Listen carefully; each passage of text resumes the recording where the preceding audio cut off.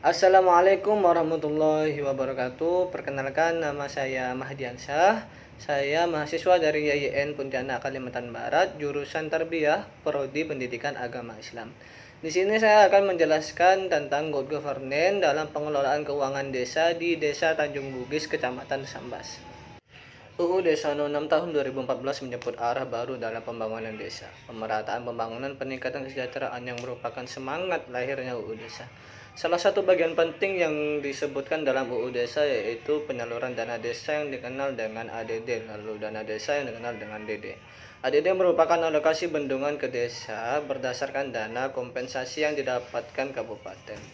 Dana desa DD dialokasikan kepada desa dari anggaran pendapatan, peruntukan daerah, dan peruntukan negara melalui anggaran pendapatan yang digunakan untuk membiayai penyelenggaraan pemerintahan, pelaksanaan kegiatan pembangunan, pengembangan masyarakat, dan pemberdayaan masyarakat. Penyaluran dana yang rutin disalurkan pemerintah ke seluruh desa justru rentan terhadap tindak pidana korupsi.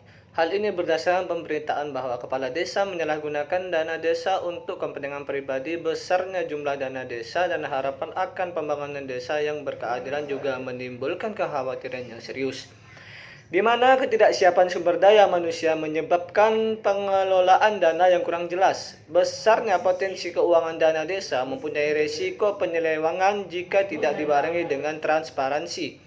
Salah satu tugas pemerintah desa adalah melaksanakan misi masyarakat desa secara bertanggung jawab, dan akuntabilitas adalah kewajiban mempertanggungjawabkan berhasil tidaknya pelaksanaan misi pemerintah untuk mencapai tujuan yang telah ditentukan dan target diterbitkan secara berkala. Artinya, pemerintah desa tidak hanya berkewajiban memberikan informasi yang transparan, namun juga harus mempertanggungjawabkan hasil kerjanya kepada masyarakat.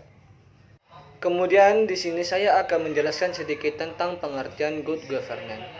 Tata kelola yang baik berarti menerapkan pengelolaan pembangunan yang cerdas dan bertanggung jawab sesuai dengan prinsip demokrasi dan pasar yang efisien.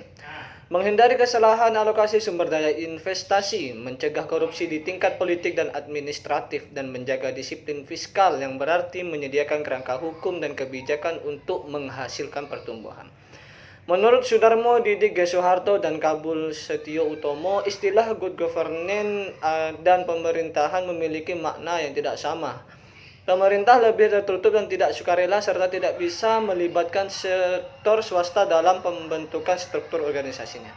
Sebaliknya, tata kelola mempunyai struktur yang lebih terbuka, terorganisir, dan spontan. Tata kelola melibatkan semua aktor, baik pemerintah maupun swasta, dalam membentuk struktur dan memungkinkan mereka menetapkan prioritas politik sesuai dengan kebutuhan fungsional mereka. Kemudian berbicara tentang karakteristik good governance, Fauzan Riyadi berkata di dalam makalah pertama United Nations Development Program menguraikan ciri-ciri sistem pemerintahan yang baik sebagai berikut. Pertama, semua pihak yang terlibat dalam pengambilan keputusan adalah partisipasi dan suara rakyat. Penciptaan baik secara langsung maupun melalui perantara lembaga-lembaga sah yang mewakili kepentingan mereka. Partisipasi jenis ini tidak hanya didasarkan pada partisipasi konstruktif tetapi juga pada kebebasan berserikat dan kebebasan berekspresi. Kedua, supremasi hukum, yaitu kerangka hukum yang ditegakkan secara adil dan tanpa diskriminasi, khususnya terhadap hak asasi manusia. Ketiga, transparansi didasarkan pada arus informasi yang bebas, masyarakat yang memerlukannya mempunyai akses langsung terhadap proses, institusi, dan informasi.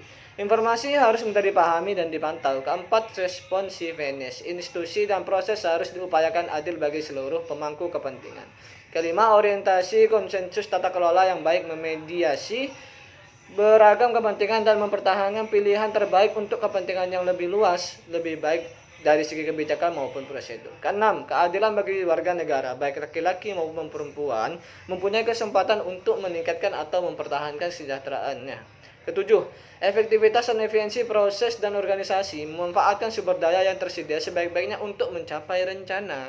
Kedelapan, akuntabilitas pengambil keputusan di sektor swasta, pemerintahan, dan masyarakat bertanggung jawab kepada publik dan lembaga terkait. Kesembilan, visi strategis pemimpin dan masyarakat harus memiliki pandangan yang komprehensif dan holistik tentang tata kelola pemerintahan yang baik dan pembangunan manusia yang memenuhi kebutuhan pembangunan jenis ini. APBD sama dengan kedudukan perusahaan pusat dalam APBN. Saya yakin itu sebenarnya keuangan negara juga. Desa sebagai unit pemerintahan terkecil dalam pemerintahan Indonesia mempunyai sistem keuangan sendiri yang terintegrasi dengan pendapatan utama desa dan menjadi bagian dari APBN. Pendapatan desa terbagi menjadi 7 bagian diantaranya. Yang pertama, pendapatan asli desa. Yang kedua, alokasi APBN. Yang ketiga, bagian dari PDRD kabupaten atau kota. Yang keempat, alokasi dana desa. Yang nomor 5, bantuan keuangan dari APBN provinsi atau kabupaten atau kota. Yang nomor 6, hibah dan sumbangan pihak ketiga. Sedangkan yang nomor 7, lain-lain pendapatan desa. Ketujuh poin di atas menjadikan dana desa memiliki posisi yang sangat strategis menurut pendapatan desa. Undang-Undang nomor 6 tahun 2014 mengenai desa mengatur tentang pendapatan desa. Dengan kata lain, desa dinilai mempunyai sumber pendapatan yang terdiri atas pendapatan asli desa, pendapatan pajak daerah, dan pembagian pajak daerah dan kota, serta sebagian dana perimbangan fiskal pusat dan daerah yang ditetapkan oleh Badan Legislatif.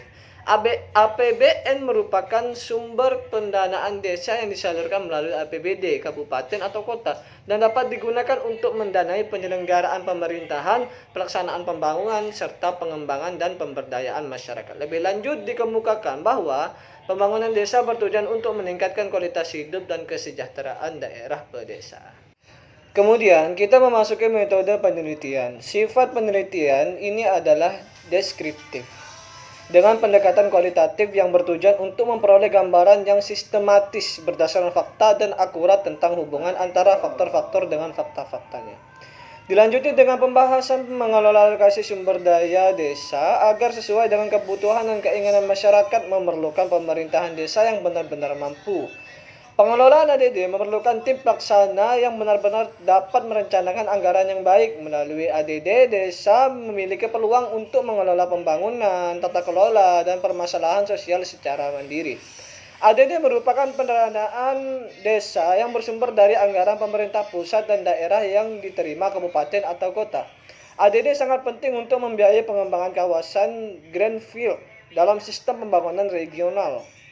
Program dan kegiatan yang dilaksanakan melalui anggaran ADD disusun dalam forum yang disebut Musrengbangdes. Musrengbangdes merupakan forum yang fokus pada partisipasi masyarakat dalam perencanaan.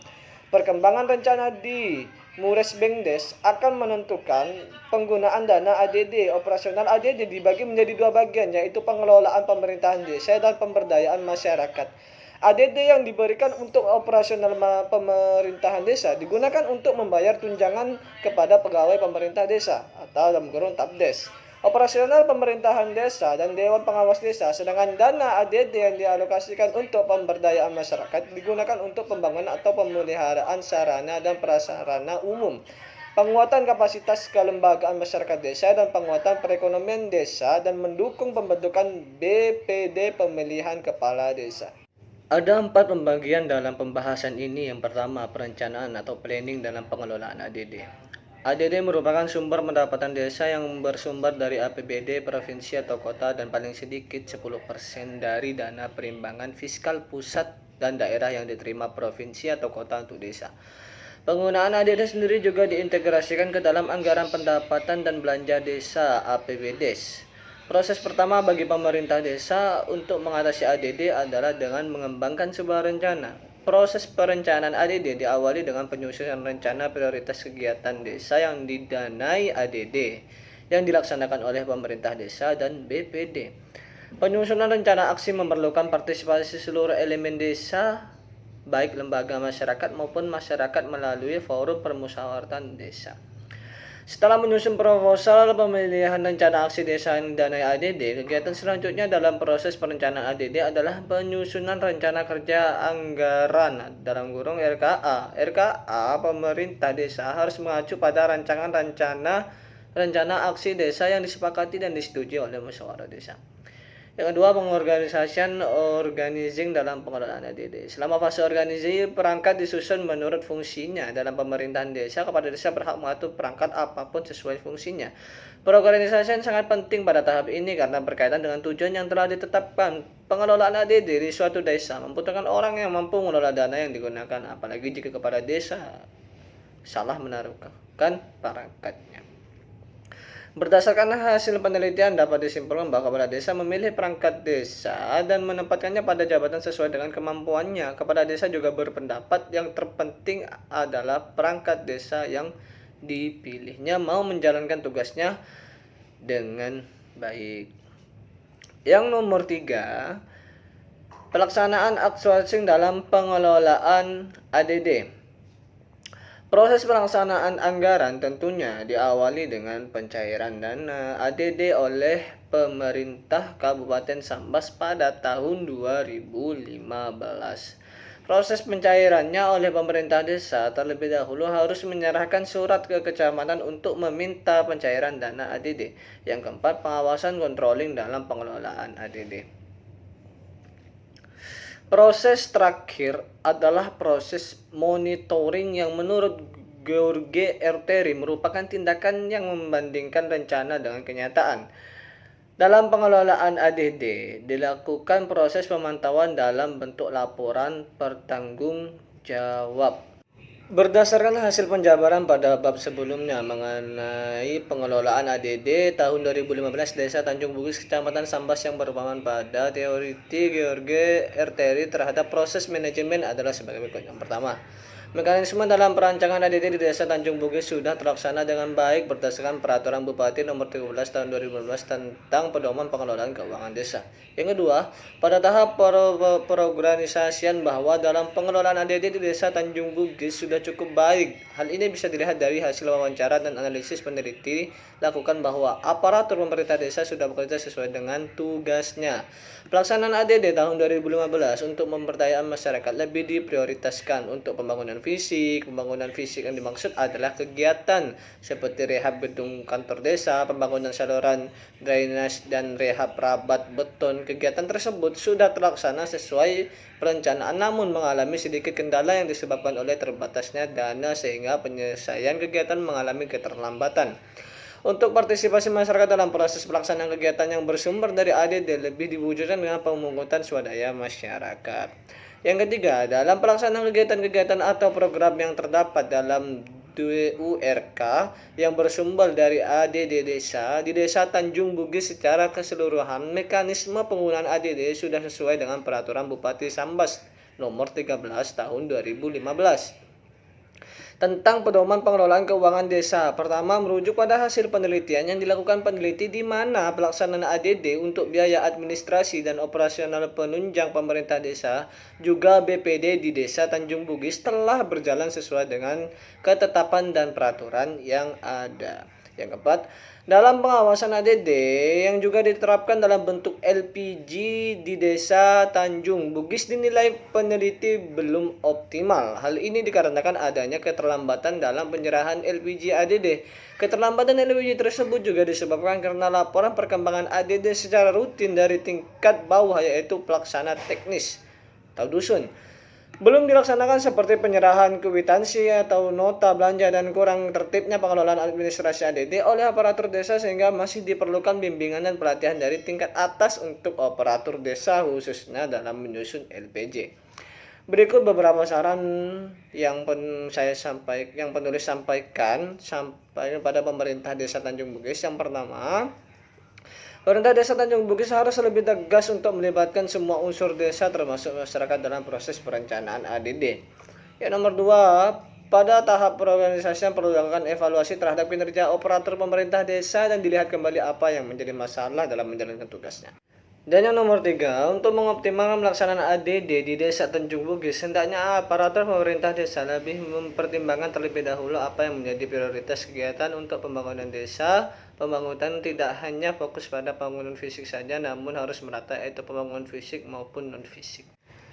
Mungkin cuma itu saja yang bisa saya jelaskan tentang good governance dalam pengelolaan keuangan desa di Desa Tanjung Bugis, Kecamatan Sambas. Semoga bermanfaat buat teman-teman semua. Wassalamualaikum warahmatullahi wabarakatuh.